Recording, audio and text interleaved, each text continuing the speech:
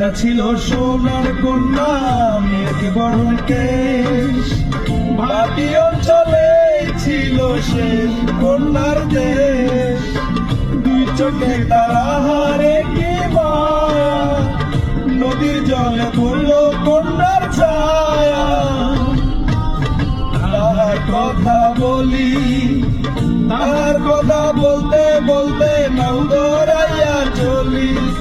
তার কথা বলি, তার কথা বলতে